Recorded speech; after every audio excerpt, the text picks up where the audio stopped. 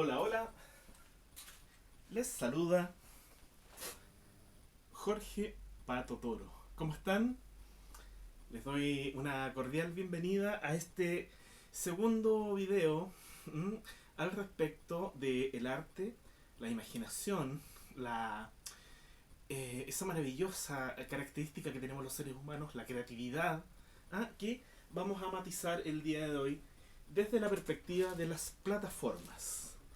Plataforma es aquella instancia en que una obra, un concepto o una idea se transmite a la comunidad. Es decir, los y las artistas crean algo nuevo y deciden presentarlo en sociedad en una plataforma. Eso quiere decir que yo puedo escoger hacerlo música, puedo escoger hacerlo danza, teatro, dibujo, ilustración, pintura, historieta, manga, lo que quiera. También existen plataformas múltiples que mezclan, por ejemplo, danza con video, música con teatro, ilustración con animación, etcétera, etcétera. No hay límites, la imaginación es ilimitada. Y esa es una de las características principales del valor de los artistas que desarrollan ideas novedosas y que ayudan a que la humanidad dé pasos más adelante al respecto de su conocimiento. El acto creativo sirve para cualquier tipo de disciplina humana. En lo que se desarrolle una persona siempre va a estar presente el elemento creativo. Vamos a tomar este mundo, que es su mundo, este mundo que les pertenece. Nosotros los adultos nos vamos a ir despidiendo poco a poco a lo largo de los años y ustedes van a quedar viviendo en este planeta que es de ustedes. Aprovechenlo, mejórenlo, hagan cosas maravillosas en este mundo que es de ustedes. Pues bien, a mí me encanta hacer esto. Vamos a llegar, a ver si lo chunto, a Japón. Vamos a dar un viaje enorme a este país maravilloso que es muy sorprendente y que ha desarrollado creativamente obras extraordinarias. Tiene artistas a otro nivel y además culturalmente es muy relevante porque ha sido influencia muy grande a otros distintos países del mundo. Así es que vamos a dejar esto por acá y aprovechando de que nos encontramos justamente en abril, en el mes del libro y la lectura, tengo acá un montón de material alusivo a la plataforma impresa. La plataforma que está editada en formato de revista, de libro, de fanzine, de folletín, etcétera, etcétera, e incluso otros formatos. Bien, quiero comenzar primero que nada con el tema de la infancia y el fomento lector. En todos los países del mundo se sabe, y está comprobadísimo científicamente, que el hábito lector y el placer por aprender a través de la lectura, sea lo que sea literario, ciencia, tecnología, educación, lo que sea, entra con un gusto especial en las primeras infancias, con las primeras lecturas. Y eso los japoneses lo saben muy bien. De hecho, quiero empezar con un ejemplo muy conocido, que es este.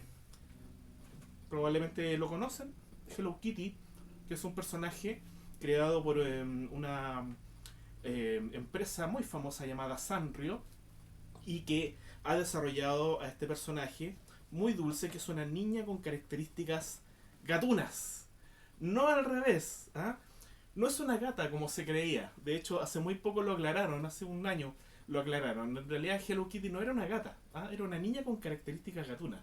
Eso explica por qué ella misma tiene como mascota una pequeña gatita. La gente decía, pero ¿cómo una gata con gata? Bueno, niña con características gatunas.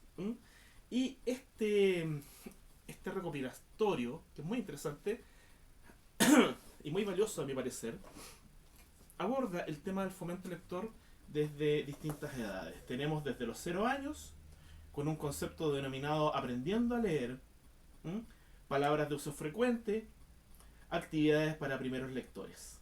Luego, para 1 año, para 2, para 3, y los conceptos van avanzando, empezando a leer solo, leyendo solo, buenos lectores, grandes lectores. Básicamente, la gráfica de Hello Kitty me parece muy interesante Primero que nada porque utiliza distintos grados de grosor de las líneas. Ojo con eso cuando hagan sus trabajos. Porque a través de la línea, mientras más gruesa, más cerca está el personaje, por ejemplo. O más relevante es dentro de la imagen. Les voy a mostrar acá ejemplos interesantísimos. Miren esto, por ejemplo, que Hello Kitty está en este bosque y como ella es el personaje principal, la línea es más gruesa, la línea es negra para que resalte más. Técnicamente es muy interesante dentro de aspectos llamativos. Por otra parte, se hace mucha alusión a los temas familiares, de encuentros, de cariños, de alimentación, de lectura, de juego, etcétera, etcétera. Los japoneses saben muy bien cómo cautivar a las nuevas generaciones que vienen con intereses muy particulares y dentro de un contexto de un país que tiene un gran nivel de lectura. Otro ejemplo, les voy a mostrar varios. Este primero es de Taro Gomi, un artista japonés que juega también con líneas muy sencillas y que habitualmente utiliza agujeros para volver sus dibujos lúdicos. ¿Qué es lo lúdico? El juego, la diversión, la entretención. Entonces, uno puede meter el dedo por ahí. Como mi dedo es un dedo adulto, me cuesta un poco meter el dedo, pero la idea es que uno puede ahí jugar con la cola del gato, con la trompa del elefante, etcétera, etcétera. Es muy, muy bonito porque es un recurso muy sencillo. Y eso lo sabe muy bien también otro autor que me gusta mucho. De hecho, tuve la oportunidad de conocerlo cuando estuve en Chile. Que es Satoshi Kitamura. Este es un libro llamado ¿Qué le pasa a mi cabello? Y nos muestra a un león que tiene muchas ganas de cortarse el pelo y no se decide qué corte quiere. Entonces lo vemos ahí en pijama, tomando decisiones, viéndose al espejo. Y en la peluquería va teniendo distintas opciones que le va entregando esta jirafa peluquera. Que de hecho aluden a gráficas y estéticas muy, muy japonesas. Esta, por ejemplo, es una clásica imagen de un cuadro famosísimo japonés que se llama La Ola, y que representa la fuerza de la naturaleza y también el espíritu japonés. Son libros muy llamativos, muy lúdicos y además me parece muy interesante que estéticamente sean grandes, potentes, invitan al juego y no solo a ser un espectador, sino que también a participar, a ser parte del libro. Miren qué belleza. Inclusive atrás vienen las instrucciones para que uno pueda hacer su propio librito con un agujero para que uno pueda jugar a poner distintos rostros. Una belleza. Este mismo autor, Satoshi Kitamura, tiene una colección que a mí me encanta, que es esta. Son 4 libros de animales antropomorfos. Hay que ver que antropomorfo es una palabra que define al animal o al objeto con características humanas que tienen distintas problemáticas muy sencillas pero que deben resolver. Como ven, todos estos libros son gruesos y lavables. Son de hecho están forrados en plástico para que uno pueda lavarlos. ¿Por qué? Porque básicamente con el manejo, con el uso, lo más probable es que niños e infantes no tengan la precaución que tiene un adulto cuando toma un libro. Entonces son libros de cuidado también higiénico. Veamos este ejemplo. Para quien les gustan los gatos, a mí me encantan los gatos. Gato tiene sueño, nos dice Kitamura. Gato tiene sueño. ¿En dónde puede dormir? Hay demasiado ruido aquí. Aquí hace frío y está resbaloso.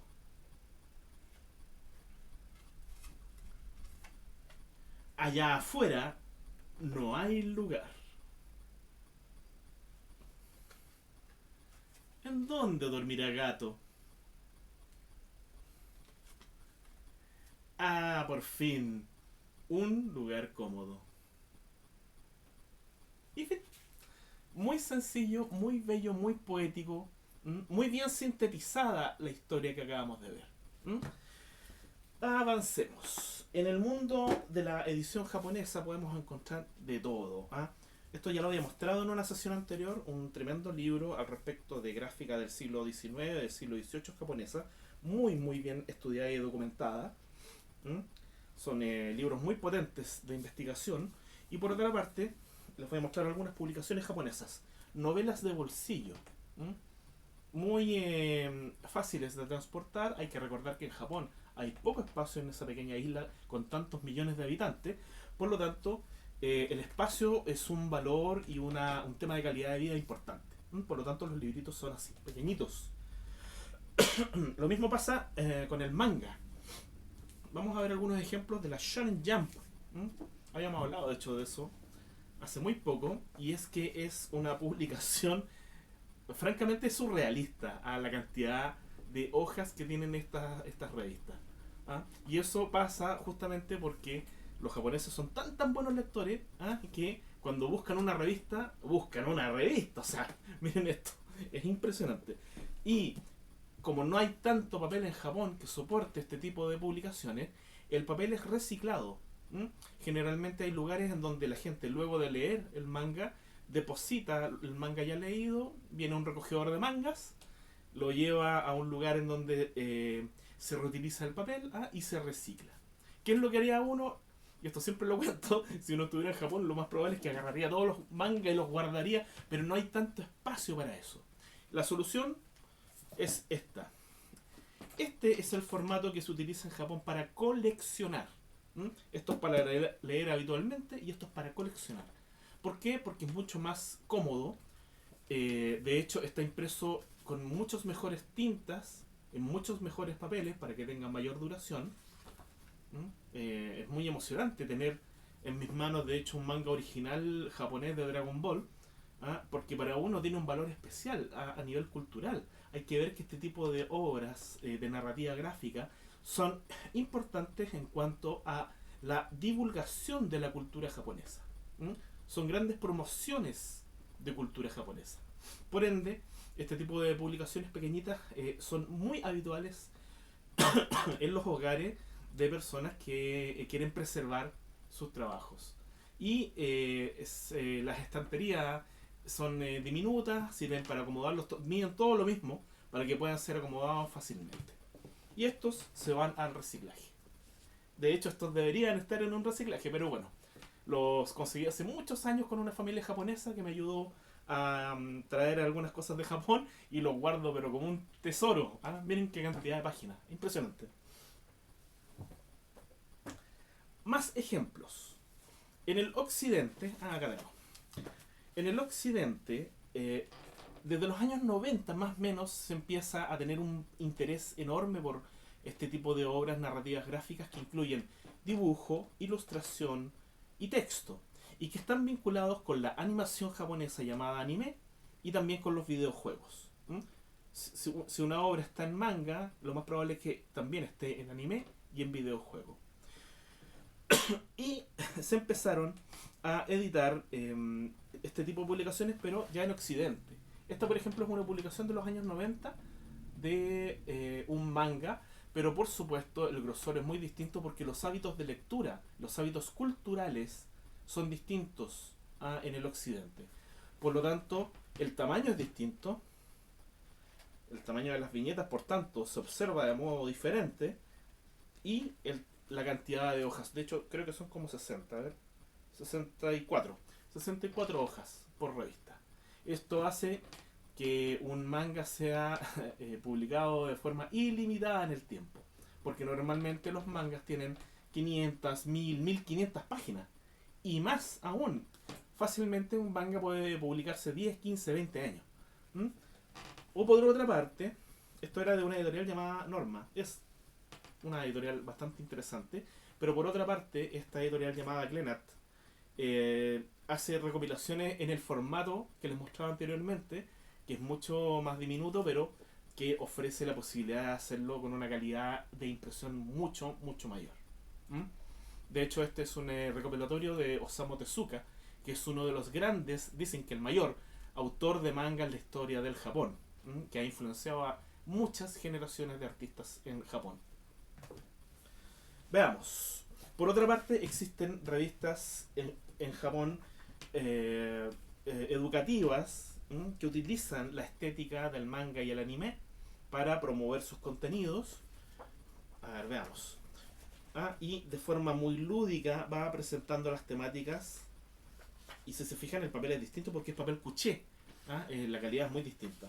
Esto está orientado a la infancia, desde los 4 a los 10, 12 años. Y presenta distintas temáticas de forma muy, muy llamativa en términos de colores. Hay muchos formatos en que se pueden presentar las obras. El libro de cuentos, este es un libro de cuentos japonés, que si bien está narrado a través de textos y dibujos, lo interesante es que utiliza la viñeta para ir narrando. Viñeta es el cuadrado que se usa habitualmente en la historieta. Por tanto, es una mixtura, es una mezcla de formas narrativas para hacer distintos tipos de presentaciones de obras. Y tapadura, etcétera, etcétera. Bien, veamos algunas formas en que nos llega esta cultura estética japonesa a nosotros. Primero que nada, y tal como lo vimos en la primera sesión, formato VHS. Había que tener un reproductor de VHS para poder meter el cassette, que tenía una cinta magnética, para poder ver estas presentaciones. De hecho, este es un programa también cultural. El DVD, que estuvo muy de moda en los años 90, básicamente un CD con información. Esto de hecho es de un concierto musical digital japonés. En los años 90 también estuvo muy de moda el Laserdisc, que era una suerte de gran DVD. Estos son de karaoke. El karaoke es una costumbre muy interesante de entretención japonesa, que consiste básicamente en cantar por sobre una banda sonora canciones de éxitos, y entretenerse entre la comunidad, entre ellos, digamos, cantando canciones de forma amateur. O por ejemplo este gran DVD, que es una forma de difundir el país a través de imágenes grabadas en alta calidad. Voy a de hecho mostrarles el tamaño de este disco. Hay que tomar con mucho cuidado para no dejar las huellas con los dedos. Como ven, era enorme y carísimo. Era carísimo. Tan caro que como formato fracasó. Porque no todo el mundo tenía dinero para comprar este tipo de obra. Me han preguntado cuánto costaba. Bueno, en la época eran algo así como 50 o 60 mil pesos. Lo que hoy equivaldría más o menos a 200 mil pesos, 250 mil pesos. O sea, esto costaría algo así como una lavadora. Así, a modo general. O sea, muy caro. Otras plataformas. Que no se me olvide. Los cards o las tarjetas coleccionables. Muy parecida a lo que era el arte postal. Pero esto a modo de juego, a modo de carta de juego. Y, por supuesto, todo tipo de productos tridimensionales lúdicos. Mochilas, peluches. Esta mochila corresponde a Totoro de Estudio Ghibli. Este peluche corresponde a Domo, que es un personaje muy famoso. Es como una especie de mascota de un canal de televisión japonés. Bueno, todo tipo de juguetes. Estos son ¿cómo se llaman estos? Protectores de celular, de aparato celular. La Gata Luna de Sailor Moon. Y por supuesto que juguetes. De hecho, esto es de la marca Pop, que está tan en boga. Me parece fascinante que el diseño de estos juguetes sea tan elaborado. Uno lo abre, encuentra pequeños personajes dentro. Creo que si yo hubiera tenido esto cuando niño me hubiera vuelto loco jugando con esto. Pero ya que soy adulto lo compro y lo dejo como adorno. Y para mí me resulta muy estimulante en términos visuales. Como ven, muchos tipos de plataformas. Entonces la pregunta es, ¿y a ustedes cómo les ha llegado la cultura? ¿En qué formato conocieron, por ejemplo, el arte japonés? ¿En qué tipo de formato? Hay que ver que en la actualidad se utiliza mucho el formato digital, o sea, en internet es donde circulan videos, en MP3, MP4, AVI, MKB, infinidad de formatos. Para leer manga se utiliza el PDF, el CDR, etcétera, etcétera. Son preguntas interesantes que uno se hace en virtud de que ya estamos en el siglo XXI. Bien, hasta aquí estas reflexiones al respecto de los formatos.